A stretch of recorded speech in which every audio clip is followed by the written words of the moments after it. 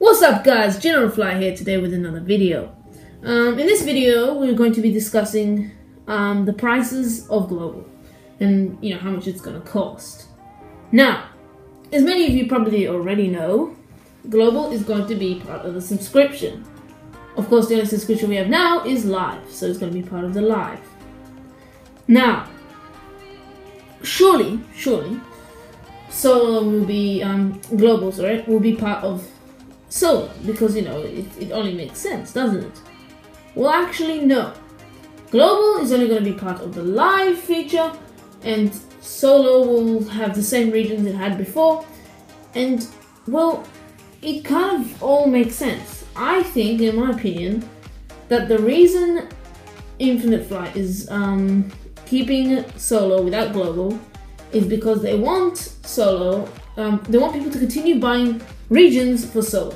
That's my best thought, because they will continue making money from regions, since people who are, let's say, can't do all the time with Wi-Fi, they'll have to do it offline, but they can't do it offline because the offline option is not available when you're on Live. So you will have to use Solo, and because Solo doesn't have Global on it, if you want more regions, you'll have to purchase more regions. Now, I find this rather disappointing, and I was kind of looking forward to having, Global in the Solo option. Well, it is subject to change, but I'll show you in a little bit a photo from one of the staff in Infinite Flight and what they've said about it, and it can be subject to change, and I really do hope they change it, because this is not going to be a very good thing, and people are not going to enjoy this too much. After all, a subscription, as you all know, a month costs $8, and a year costs $80. So they don't come too cheap. Now, Infinite Flight, I have to give it to them, they're pretty smart. They've done it in such a way where they've hyped you up for the update so much that when the update comes out, you're gonna go straight there and you can say, oh, but I've seen so many beautiful pictures of Global, but it's only gonna be on Live mode. So you say, you know what, oh well, I'll just go and buy Live. That's, I think, what they're trying to do here. So you buy Live, and then a month goes by and your subscription ends. Depends on how long. If you did a year, then you did a year, you're lucky. But if you did a month, well, oh, okay, the month ends. Now I have to pay again for another month. You see what's going on here?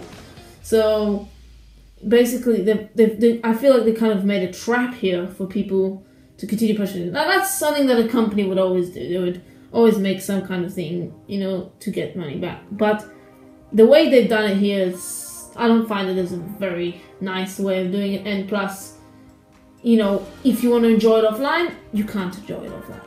Now, you can argue with me by saying that it could be too much of a bulky download and it might take up a lot of gigabytes.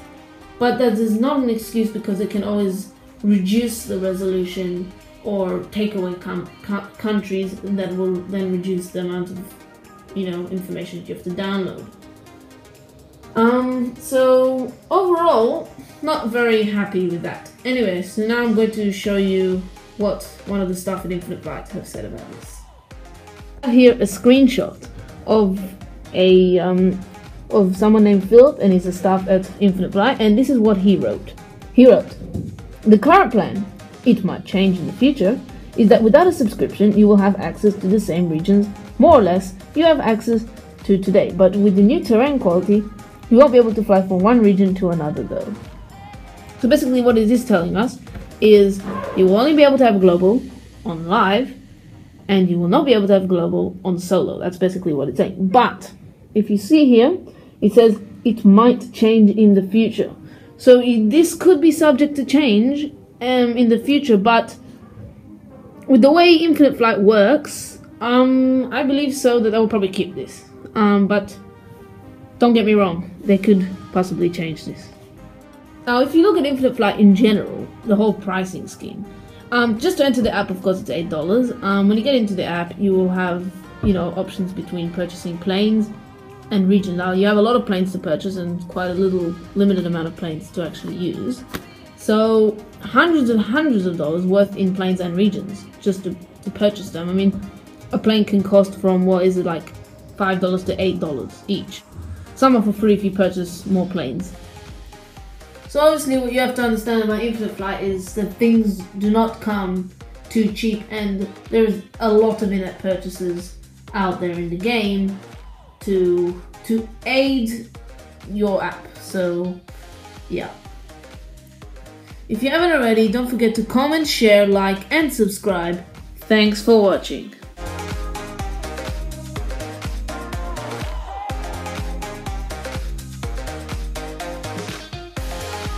Thanks guys for watching. Don't forget to leave a comment in the description below and hit a like. Hit the